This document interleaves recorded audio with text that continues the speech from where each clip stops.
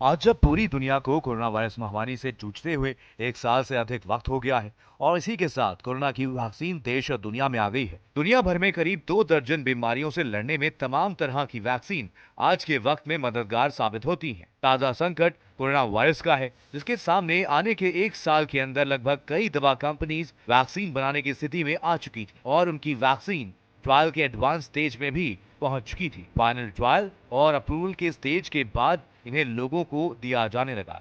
ऐसे में वैक्सीन से जुड़ी कुछ बुनियादी सवालों के जवाब जान लेने जरूरी। वैक्सीन क्या होती है? वैक्सीन या टीका जैविक पदार्थों से बना द्रव्य है। वैक्सीन शरीर के अंदर रोग प्रतिरोधक क्षमता यानी कि इम्यूनिटी को बढ़ा करके शरीर में उत्पन्न होने वाले सूक्ष्म जीवों को नष्ट करने का काम करती है। वैक्सीन न केवल बीमारी को कंट्रोल करने में मदद करता है, बल्कि जिन लोगों में वायरस का संक्रमण अभी नहीं हुआ है उनमें भी इम्यूनिटी का विकास कर बीमारी को फैलने से रोकने का काम करता है। कितने तरीके से दिए जाते हैं टीके? इसे कई माध्यमों जैसे कि इंजेक्शन, मुंह से पिलाकर या फिर सांस के जरिए इन्हें दिया जाता है और इसके अलावा नोजल स्प्रे यानी कि नाक से डालकर भी दिया जाता है। वैक्सीन या टीके शरीर में एंटीबॉडीज का निर्माण करते हैं, जिन्हें तैयार करने के लिए उन्हीं वायरस के कुछ अणुओं का इस्तेमाल किया जाता है। यही अणु शरीर में जाकर के ऐसे विषाणुओं की पहचान करते हैं और फिर उनसे लड़ने की क्षमता विकसित करते हैं। ये ऐसे स्पाइक प्रोटीन को जन्म देते हैं जो वायरस के अणुओं को हमारी कोशिकाओं में प्रवेश करने से रोककर उनको बढ़ने से रोकते हैं और बीमारी को कंट्रोल करते हैं या फिर उन्हें एंट्री नहीं करने देते। कैसे काम करती है वैक्सीन? वैक्सीन का काम शरीर में इम्यून सिस्टम को डेवलप करना है। इम्यून सिस्टम वायरस से लेकर के विषाणुओं की पहचान करने में सक्षम होती है, साथ ही उन्हें खत्म करने में भी। इम्यून सिस्टम हमारे शरीर का रक्षा कवच है, जो वायरस, बैक्टीरिया, फंगी, एल्गी समेत उन तमाम रोगाणुओं के सामने ढाल बनता है जो बीमारियों का कारण बनते हैं और इसके साथ ये इनकी वास्तव कोशिकाओं और ऊतकों को अलग से पहचान सकती है और उन्हें नुकसान नहीं पहुंचाती, जो कि शरीर के अंदर सुचारू रूप से अंगों के काम करने के लिए जरूरी है। इसके काम को मुख्यतः 2 हिस्सों में बांट सकते हैं। पहला इनैट यानी कि जन्मदाता, इनैट यानी कि जन्मजात इम्यून क्षमता, जैसे त्वचा, नाक में मौजूद स्नॉट, लार पहला रक्षा कवच होते हैं। दूसरा है इम्यून सिस्टम, यानी जो हम लाइफस्टाइल से हासिल करते हैं। जब हम किसी रोगजनक वायरस या फिर बैक्टीरिया के संपर्क में आते हैं तो हमारा शरीर उससे निपटने के लिए तैयार होता है। इनैट से बच करके शरीर में प्रवेश करने के बाद उनका मुकाबला हमारे रक्त में मौजूद व्हाइट ब्लड सेल से होता है। यहीं पर वैक्सीन द्वारा तैयार किए गए एंटीबॉडीज की जरूरत होती है, जो रक्त कोशिकाओं में घातक विषाणुओं को प्रवेश नहीं करने देती। वैक्सीन या टीका घातक वायरस से ग्रसित शरीर को उससे उबरने में जहां मदद करती है, वहीं जिनमें संक्रमण नहीं है उनमें उस वायरस से लड़ने की क्षमता भी विकसित करती है।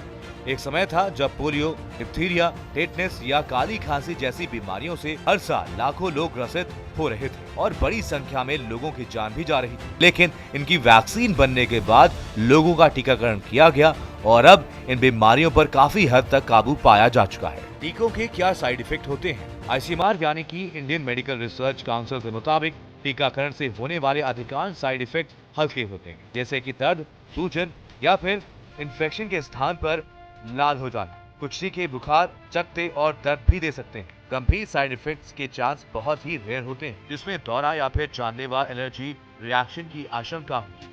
टीकाकरण ना करने के क्या जोखिम? लोगों के मन में एक सवाल उठा है, क्या टीका लगना जरूरी है? इस बारे में आईसीएमआर का कहना है कि टीकाकरण ना मिलने से संक्रमण को बढ़ावा मिल सकता है, खासकर ऐसे वायरस के खतरे के दौर में जहां पर तेजी से लोगों में इसका प्रसार हो रहा है। टीका ना लेना उस संक्रमण के जोखिम को और बढ़ावा देगा जिसके खिलाफ टीका तैयार किया गया। लेकिन इसका मतलब ये भी नहीं है कि अगर टीकाकरण नहीं हुआ तो निश्चित रूप से संक्रमण हो ही जाए, बल्कि दूसरे शब्दों में कहें तो ऐसे लोगों में संक्रमण की संभावना अधिक है। टीके किन रोगों से बचाव करते हैं? टीके किन रोगों से बचाव करते हैं? टीकाकरण ने दुनिया से चेचक को मिटा दिया। इस बीमारी से 30% लोगों की मौत हो रही थी। अपंग और लकवाग्रस्त करने वाली बीमारी पोलियो को टीकाकरण से ही खत्म किया जा सका और इसके साथ ही अन्य घातक रोगों जैसे कि रेबीज, पीला बुखार, डिप्थीरिया, टेटनस, वोपिंग कफ, खसरा, जन्मजात रूबेला और कंठमाला जैसी बीमारियों को भी पिछले 5 दशक में व्यापक टीकाकरण के जरिए कंट्रोल किया जा सका है। और इसके अलावा hepatitis B, hepatitis A, pneumococcal संक्रमण, बच्चों में रोटा वायरल दस्त और जापानी इंसेफेलाइटिस पर टीकाकरण अभियान चलाकर कंट्रोल करने की कोशिश हो रही है। दुनिया की पहली वैक्सीन कौन सी थी और किस लिए बनी थी? मानव इतिहास में प्लेग, चेचक, हैजा, typhoid, tetanus, rabies, TB, polio जैसी कई महामारी फैली थी, जिनकी वजह से लाखों करोड़ों लोगों की जान कई दशकों तक चेचक का प्रकोप जारी रहा था।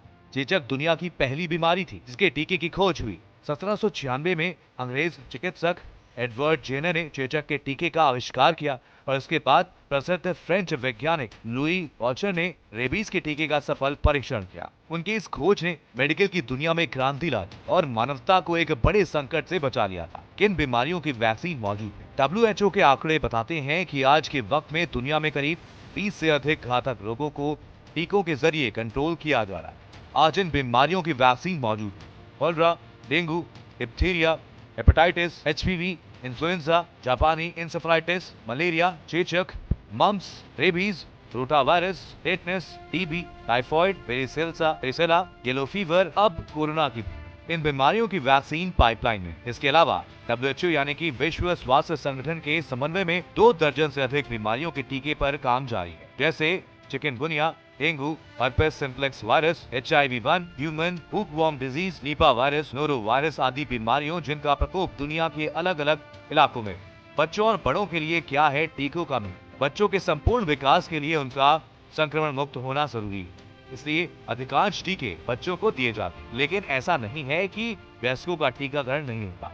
उम्र, जगह, संक्रमण के खतरे और हेल्थ एडवाइजरी के आधार पर भी टीकाकरण का अभियान चलाया जाता है। Swine flu, typhoid, hepatitis, tetanus और निमोनिया के बचाव के लिए वयस्कों को भी टीका दिया जाता है। ऐसे ही यदि आपको दक्षिण अमेरिका या फिर अफ्रीका के किसी देश का दौरा करना है तो आपको बचाव के लिए येलो फीवर वैक्सीन लेने की सलाह दी जाती है। कोरोना संक्रमण से ज्यादा खतरा 60 साल से अधिक उम्र के लोगों में पाया गया है। इसी कारण अधिकांश सरकारों ने वैक्सीन आने पर सबसे पहले 60 साल से अधिक उम्र के लोगों को पहले ही फेज में टीकाकरण कराने का लक्ष्य तय रखा था। कितना बड़ा है दुनिया के लिए कोरोना का खतरा? पिछले साल चीन से शुरू हुए कोरोना वायरस की महामारी अब तक दुनिया भर में 6 करोड़ लोगों को संक्रमित कर चुकी है। 20 लाख के करीब लोगों की इससे अब तक जान जा चुकी है। दुनिया के 190 देश इससे प्रभावित हुए हैं और कोई भी इलाका अछूता नहीं है। इसी डर के बीच वैक्सीन लोगों को राहत दे रही है।